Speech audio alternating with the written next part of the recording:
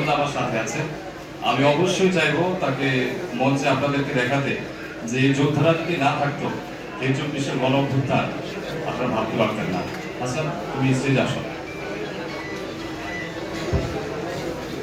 কিন্তু এখানে একটা আমি কমিউনিকেশন ফেইলিয়ার দেখলাম। I am really disappointed after seeing this. এখানে দেখেন প্রাইভেট ইউনিভার্সিটি হিরোজ এখানে বলা আছে। প্রত্যেকটা ইউনিভার্সিটিতে লিস্ট আছে, আহতদের পরিষ্কার লিস্ট আছে, এমআইএস আছে, সরকারিভাবে তালিকাভুক্ত ম্যানেজমেন্ট ইনফরমেশন সিস্টেম ওয়াইজ আহতদের তালিকা আছে।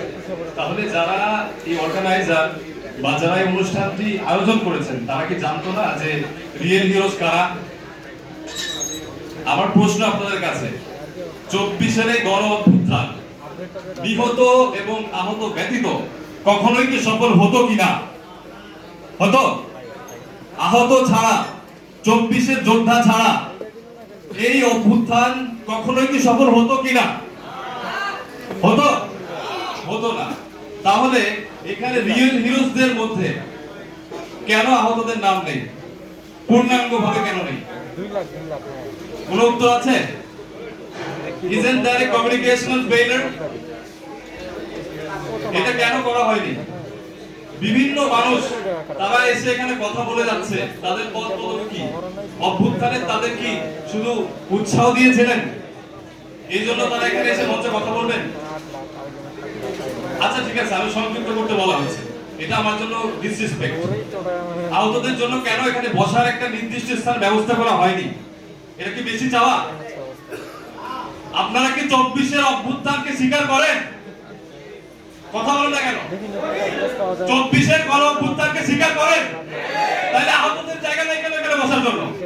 এখানে সামনে এসে বসলে কেন বলা হবে যে এখানে অর্গানাইজাররা বসবে? এখানে সামনে এসে বসলে কেন বলা হবে যে এখানে অমুক বসবে তমুক বসবে? আপনারা এখনো বৈষম্য দূর করতে পারেননি, আহতদের পূর্ণ মর্যাদা দিতে পারেননি, এই জন্য এখনো আহতরা এখানে এসে ভুক্তভোগী। আমি তো বললামই ভাই, প্রাইভেট ইউনিভার্সিটি হিরোজদের মধ্যে আহতদের তালিকার মধ্যে আমাদের নাম নাই কেন? আমরা গুলিবিদ্ধ কি আমরা সমন্বয়ক হই নাই? আমরা গুলিকে হসপিটাল গেছিলাম, এটা আমাদের ভুল ছিল? ভুল ছিল? তাহলে কেন আমাদের পূর্ণাঙ্গ মর্যাদা দেওয়া হয়নি? এই প্রশ্নের উত্তর দিয়ে যাবেন আপনারা।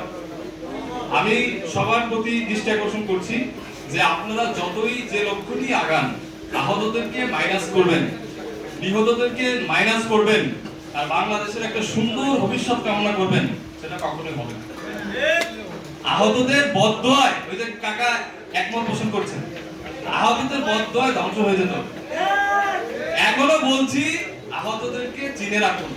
কারা যুদ্ধ করেছে তাদের সরকারের কাছে লিস্ট আছে। যারা নেক্সট টাইম এই ধরনের প্রোগ্রাম অর্গানাইজ করবেন, please try to at least collect their name, those who were really wounded in July August uprising. That's my request. আমি সবার প্রতি সম্মান এবং শ্রদ্ধা রেখে বলছি, আপনাদের ভবিষ্যৎ সুন্দর হবে। আহতদের মর্যাদা দেন, নিহতদের পূর্ণাঙ্গ সম্মান প্রদান করেন। বাংলাদেশের সুন্দর ভবিষ্যৎ।